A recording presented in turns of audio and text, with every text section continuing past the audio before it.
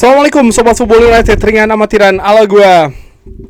Kali ini gue akan membahas Piala Dunia di ronde ketiga atau di putaran terakhir penyisihan grup di pertandingan ketiga ya di masing-masing grup, di mana pertandingannya ini dilakukan secara bersamaan. Jadi masing-masing grup itu bersamaan, artinya ya ada dua pertandingan yang terakhir masing-masing bagi negara ini dilakukan secara bersamaan karena ya untuk mencegah hal yang mungkin tidak diinginkan, lalu juga mungkin supaya tambah seru juga ya. Dan ya ini juga menurut gua kembali sambil memegang kertas. Ini adalah awal gua bikin prediksi tentang dua besar di masing-masing grup, di mana di grup A tuan rumah Meksiko luar biasa menyapu bersih 3 pertandingan 3 kemenangan. Di pertandingan terakhir menang menghadapi Czech Republic, sementara Korea Selatan secara mengejutkan menurut gue dikalahkan oleh Afrika Selatan, dan ini akhirnya yang membuat peta dari grup A ini berubah. Korea Selatan yang sebelumnya difavoritkan untuk menjadi dua besar turun finish di peringkat ketiga, dan Afrika Selatan yang akhirnya justru finish di dua besar menemani tuan rumah Meksiko. Nah, dengan demikian perkiraan gue salah ya, karena Korea Selatan yang tadi gue pikir akan finish di dua besar finish di peringkat ketiga. Gue belum akan membahas dulu susunan dari tiga besar. Oke, di grup B ya di pertandingan terakhir Swiss menang menghadapi Kanada, dan Bosnia menang menghadapi Qatar.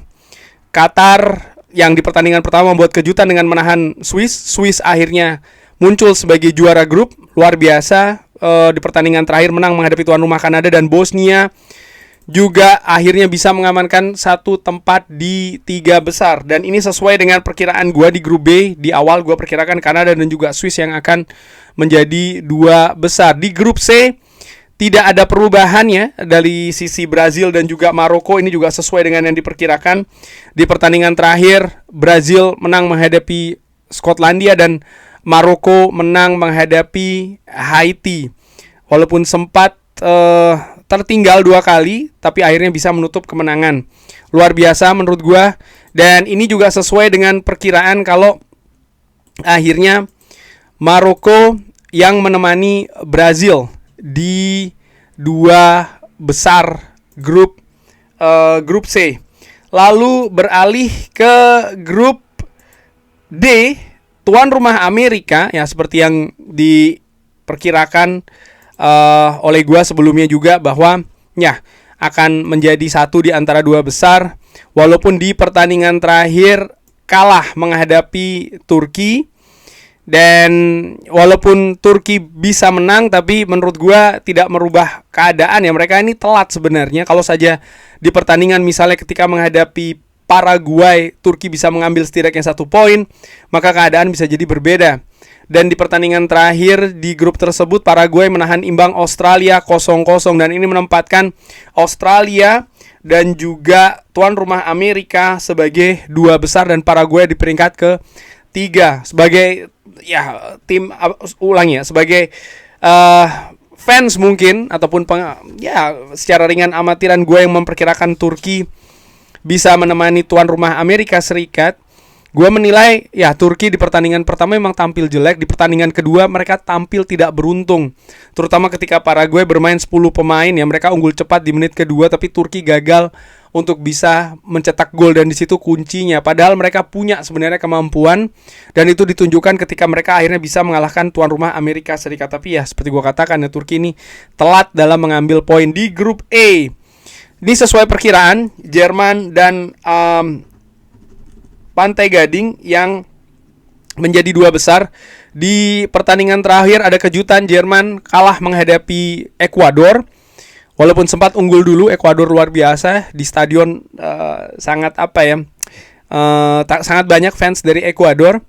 Ekuador sendiri yang sebelumnya sempat dikejutkan ditahan oleh Curaçao sendiri yang mencoba mencari peluang untuk bisa lolos dengan mendapatkan poin menghadapi Pantai Gading, justru harus kalah 0-2 di pertandingan yang menurut gue memang Pantai Gading menunjukkan kualitas dan juga pengalaman ada di sana.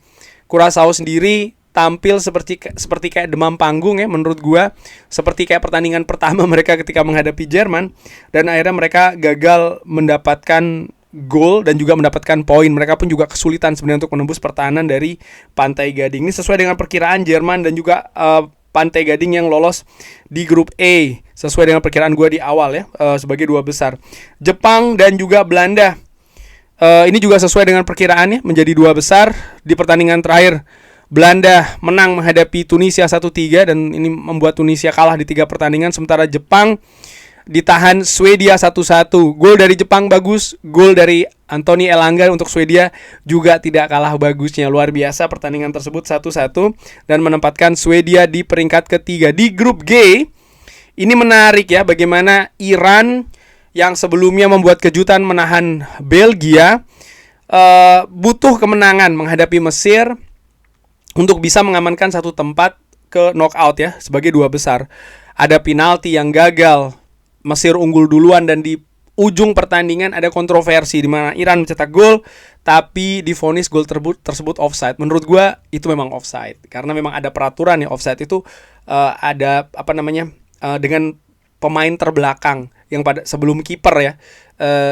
Bukan sebelum kiper. Memang sebagai pemain terbelakang, dan ketika kiper maju dan ada back di belakang, maka yang menjadi pemain terakhir sebelum pemain yang paling akhir itu adalah kiper. Jadi hitungannya tetap offside. Intinya di situ sih menurut gue berusaha untuk menjelaskan, mudah-mudahan jelas ya. Dan ya akhir 1-1 membuat Iran ini harus finish di peringkat ketiga. Sementara New Zealand dihancurkan Belgia dengan skor 1-5. Akhirnya Belgia bisa mencetak banyak gol setelah di 2 pertandingan sebelumnya mereka tertahan ya, 1-1 dan juga 0-0. Dan ini tidak sesuai dengan perkiraan gua, karena sebelumnya gua memperkirakan Belgia dan juga New Zealand yang menempati 2 besar, tapi pada akhirnya Belgia dan Mesir yang menempati 2 besar di grup G.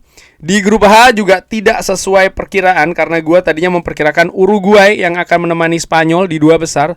Tapi justru Cape Verde di pertandingan menghadapi Saudi Arabia, pertandingan penentuan, mereka mampu menahan Saudi. Saudi gagal mendapatkan kemenangan, sehingga Cape Verde ini yang di luar dugaan finish sebagai runner up di grup H menemani Spanyol yang menang 1-0 menghadapi Uruguay. Uruguay sebenarnya menjalani partai hidup mati. Justru menurut gue tampil ya tidak maksimal, tidak optimal.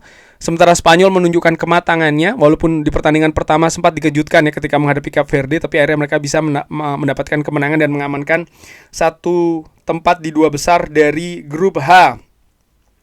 Dari grup I, ini juga tidak sesuai perkiraan karena gue tadi memperkirakan Prancis dan juga Senegal yang akan di 2 besar, tapi ternyata Prancis dan juga Norwegia. Norwegia sendiri di pertandingan terakhir menyimpan pemain-pemain kuncinya dan mereka kalah 1-4 menghadapi Prancis. Ousmane Dembélé luar biasa, hat-trick bahkan di dalam 35 menit awal babak pertama sudah mencetak hat-trick.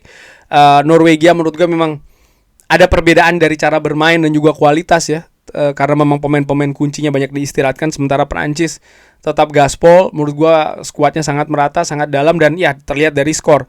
Senegal menghadapi Irak tampil dengan 10 pemain. Senegal butuh skor banyak ya untuk bisa mengamankan peringkat ketiga, untuk bersaing dengan peringkat 3 lainnya, dan mereka mampu melakukannya. Mereka menang 5-0 sehingga mereka menduduki peringkat ketiga dan dengan peluang yang sangat besar untuk bisa ke babak selanjutnya dengan peringkat 3 besar dari grup lain. Dan di grup J, sesuai dengan perkiraan kali ini Argentina dan juga Austria 2 besar, Aljazair peringkat ketiga. Ini juga sangat menarik bagaimana Austria bersama dengan Aljazair di pertandingan terakhir ada 6 gol di sana, 3-3. Dan Argentina juga menang menghadapi Jordania, menang lagi, Messi mencetak gol lagi, luar biasa. Dan sesuai perkiraan Argentina dan juga Austria menjadi 2 besar. Dan di pertandingan di grup K, Portugal ditahan imbang Kolombia, yang akhirnya menempatkan Kolombia sebagai juara grup K, sementara Portugal harus puas menjadi runner up. Tapi ini juga sesuai dengan perkiraan, di mana gue memperkirakan memang Portugal dan juga Kolombia menjadi 2 besar dari grup K. Sementara Kongo yang menang 3-1 menghadapi Uzbekistan mengamankan posisi ketiga, dan Uzbekistan Ya, harus puas ya, di dasar 3 pertandingan, 3 kekalahan. Fabio Cannavaro gagal untuk membawa Uzbekistan ini membuat kejutan, walaupun di pertandingan terakhir mereka sempat unggul 1-0 dulu di babak pertama ya ketika menghadapi Kongo.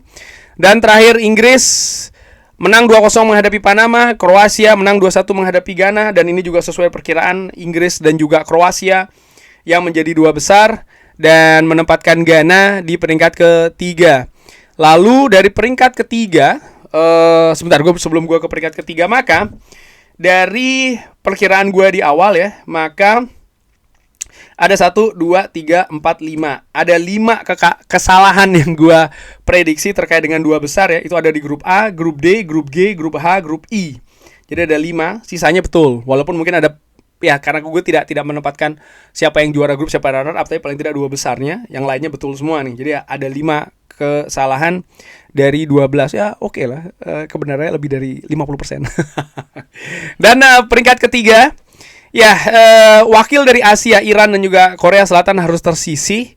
Scotland dan juga Uruguay harus tersisih, karena mereka menempati 4 terbawah ya ranking di peringkat ketiga.